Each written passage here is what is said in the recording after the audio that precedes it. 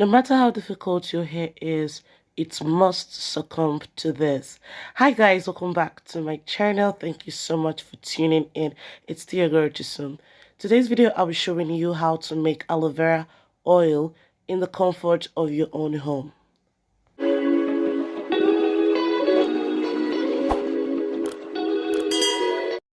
Welcome back guys. So I've gotten my aloe vera. You can get yours from a store, a local store or any plant store, or you can as well grow it as a house plant. I grow my aloe vera as a house plant. Wash your aloe vera thoroughly, removing the tip, that's the white part that you see in the water, because I won't really be needing that part. Using a sharp knife, I rated aloe vera for use 8.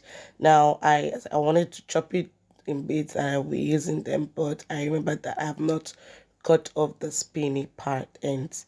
Now the spiny ends, you don't need to leave them on the aloe vera because it is not necessary. Rather, it will cause itches on your scalp. So you need to get rid of those parts. And then also the tip, I won't be needing those. So I am cutting those parts off. Now coming in next, I wanted to chop it up in size that I want. Now this, you can you can chop it up in any size that you prefer, whatever works for you, whatever makes you comfortable, whatever you're good with.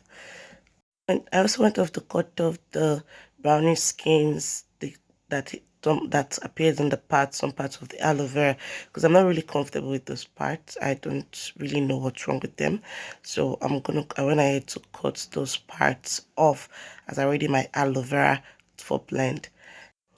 Next is to wash off the yellow latex from the aloe vera. You need to wash off this thoroughly.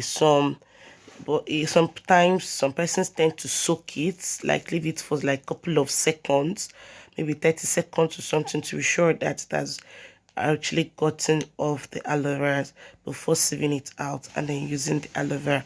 The latex is not good for the aloe vera because it causes itch sometimes. It irritates the skin or the hair or whatever you're using it for.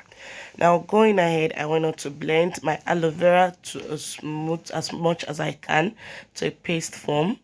Blend as much as you can, as smooth as you can, and then transfer to the bowl. Now next thing is to put it in my saucepan. If I put it in my saucepan, I went on to add my Goya extra virgin oil. You can use any virgin oil of your choice. Matter of fact, you can use any carrier oil of your choice apart from olive oil. Using your spatula, you try to mix up the aloe vera pudding, which is what I'll call it, and then the oil, and you go ahead to turn on your heat to a low heat so you wouldn't just burn it up. Now looking at the benefits of aloe vera contains proteolytic enzymes which repairs dead skin cells on the scalp.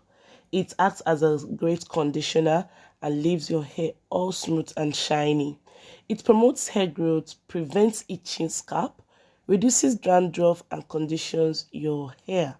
It also has a chemical makeup similar to that of keratin, which is, it's one of the things that promotes hair growth, and it rejuvenates the hair with its own nutrients, giving it more elasticity and prevents breakage. Now, aloe vera also protects the hair from UV damage.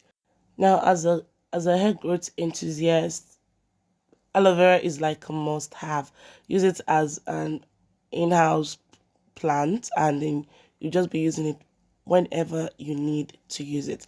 As it stays on the fire, the pudding gets smaller and smaller, showing that it is really getting into the oil. Now, at this point, I've already turned it off and allowed it to cool off before I go ahead to sieve it. Now, using what I'm working with, I go ahead to use a rubber band to secure it so it wouldn't pull off. Dipping my hands inside the cheesecloth so just settle it well enough. I sieve out the oil. Now you can just let it stay like this for some time to be sure that it has really dripped off, all the oils have dripped off. Or you can go ahead and use your hands to squeeze. After that, this is what the aloe vera oil looks like. I went on ahead to transfer it into a flexible container, and it is ready.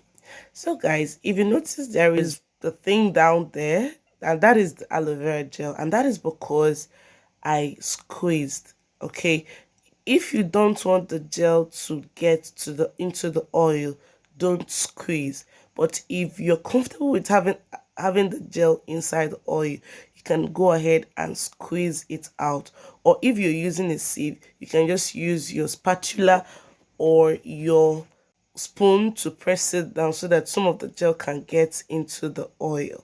So guys, that's pretty much how to make your aloe vera oil in the comfort of your home. The aloe vera gel is very beneficial for the hair. No matter how difficult your hair may seem, this should do the work. It's 100% natural, no additives, just this, and you are good to go.